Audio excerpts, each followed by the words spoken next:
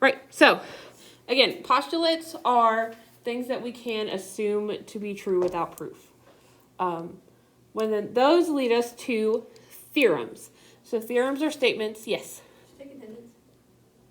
Not yet, I will, thank you. All right, so, I knew I couldn't make it all week. All right, so theorems are statements that are shown to be true by a proof, which we're not getting into proofs today, we're just kind of getting into what theorems and postulates are. But theorems we have to prove. We have to use our undefined terms, definitions, postulates, theorems that we've already proved to prove that those things are true. Even if it's stuff that you guys feel like is common sense and it makes sense, we need to learn how to explain why that's true.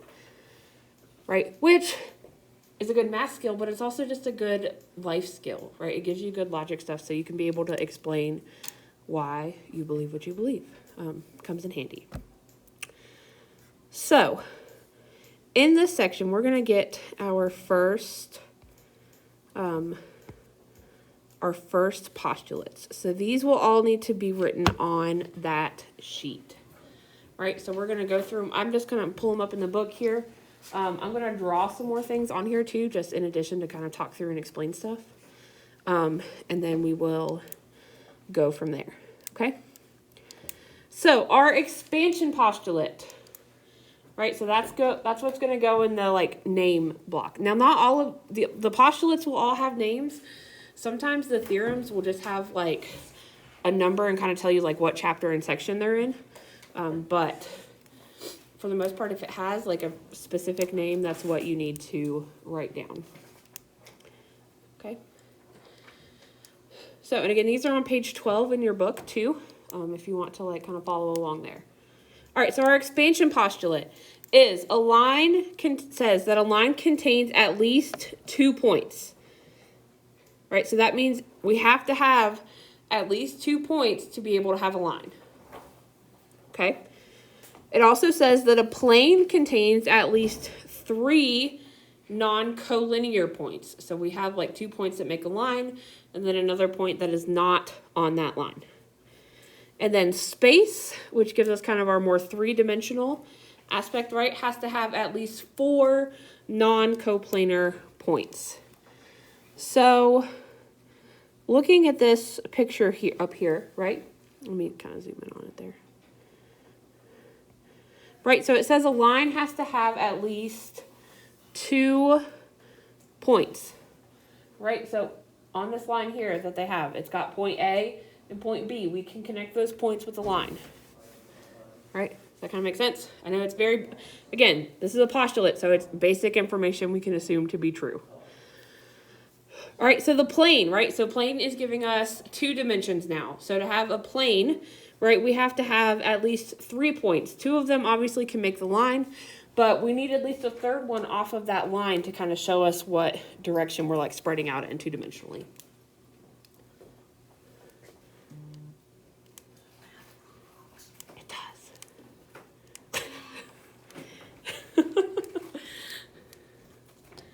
All right, and then we have space. So space is what's going to give us 3 dimensions.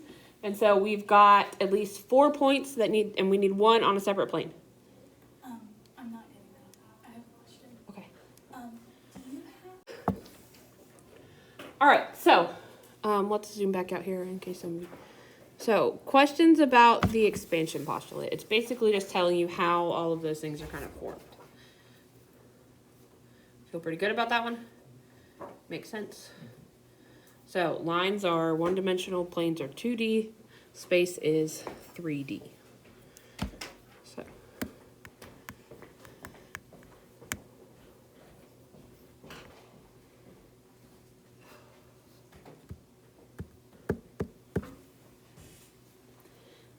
maybe you can take that whole basket if you want.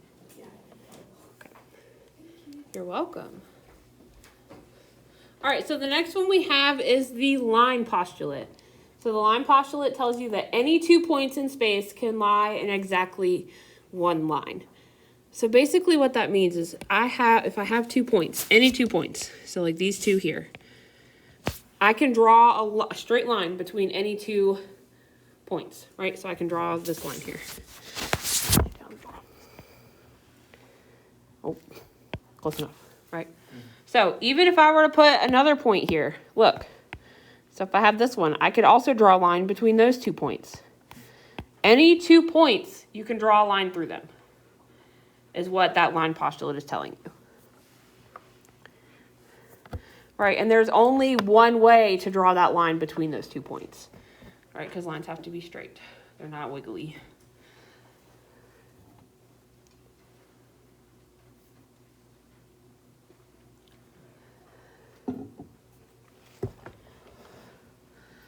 All right, are we good with the line postulate? You got, okay, need a minute. Perfectly fine. So, we good with the line postulate? We feel like we understand that? Kind of, sort of, for the most part? Makes sense? Okay.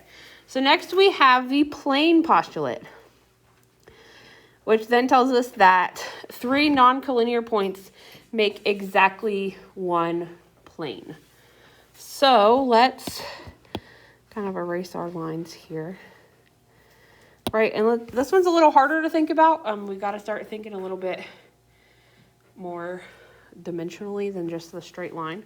So let's say we have 2 points, right? So we've got a line through those points.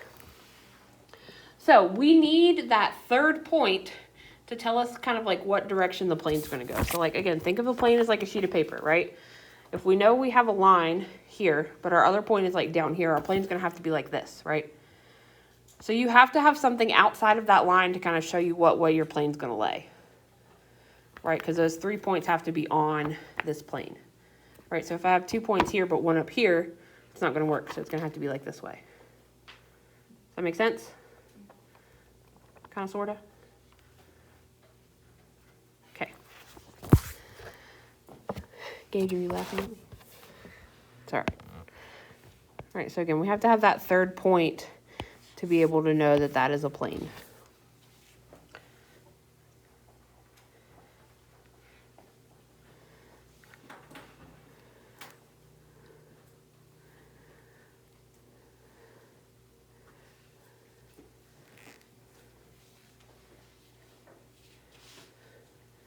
All right, so I'm going to go ahead and start talking about our next one here, which is the flat plane postulate, which says that if 2 points lie in a plane, then the line that contains those 2 points has to be in the same plane, right? Which really, I feel like makes pretty good sense, because if you know you have these 2 points, we can draw the line through them. It's on that plane. That line that the points are in has to be in the same plane that the points are in. Right? You can't have a line with the points in one plane and the line in the other. It doesn't really work. So that's what the flat plane postulate tells us.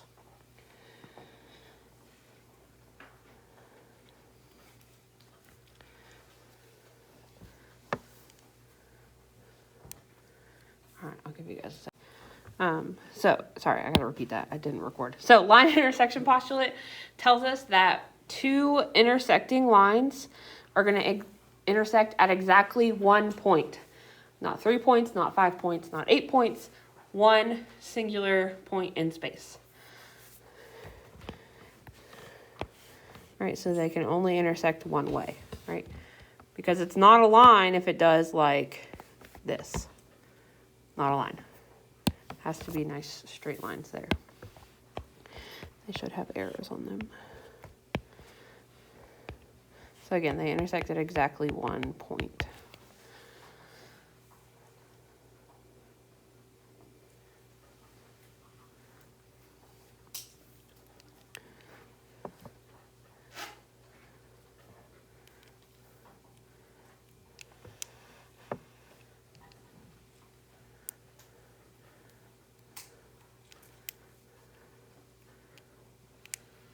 All right, and then our last one is the plane intersection postulate. I'm not really going to try and draw that one. We're going to go with this picture that's in the book here. So if you look over there, it says if 2 planes intersect, then their intersection is exactly 1 line. So we kind of talked about that yesterday when we were working on, I think there's like 13 to 18 problems there in that section. When we had all the different planes and it was asking where they intersected. So basically, when you have 2 planes, so like two sheets of paper. When they come together, that spot where they're joined at is just one line, right? So like you could say I like dunked this paper in some paint and like put it right here. Like it would form, you would just see the one line if I pull it away, right? So that's what it means. Like, so when two planes intersect, they intersect and form one singular line. It can't like be all funky like this. Like it's just going to be a nice straight line.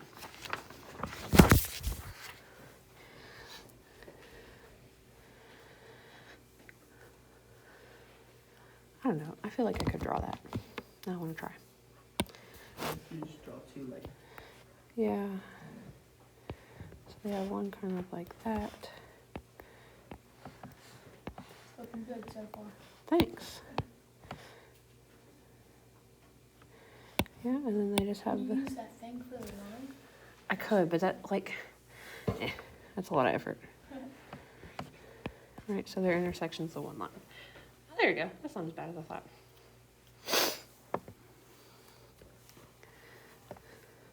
I don't know. The one in the book just looks a lot more three-dimensional than what I was able to pull off.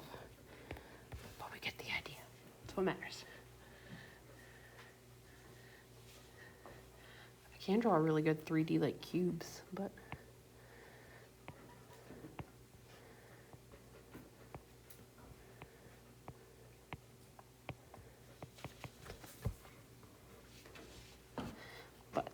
not what we're doing today. So let's talk about this theorem. It says a line and a point not on that line are contained in one and only one plane, right? So again, we have a plane. We will have a plane when I draw it, actually. Right, so not a very pretty plane, but still a plane. Okay, and so it says a line. So a line has how many points? Two, right? So we have 2 points, A and B, right? So they're in that plane. And it says a point not on that line. So what kind of points are A, B, and C? Like the three of them together are what kind of points? Non-something. Non-collinear, right? And so what postulate did we talk about that said a plane is made up of three non-collinear points? One of the things you just wrote down. Expansion, right? So that expansion postulate is what we're kind of using to prove that this is true. We're not going to really go through the proof. That's a lot. But that's how we know that that's true. So obviously if there's three non-collinear points that are going to be on the plane, then a line between the two of them and the third one, that's still going to be true. Is basically what that one says.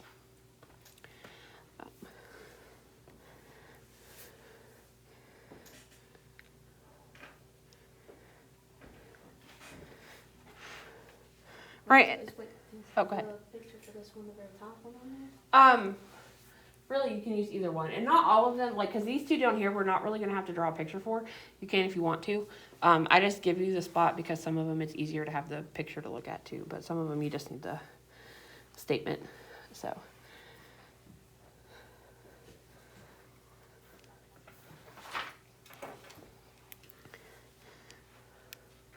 All right, and then our other two theorems, again, are stuff that I feel like it's just pretty straightforward.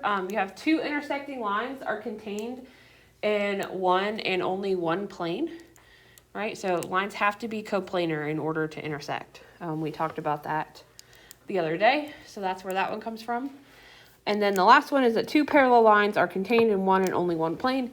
Again, because the definition of parallel lines is that they are coplanar, so they have to be in the same plane.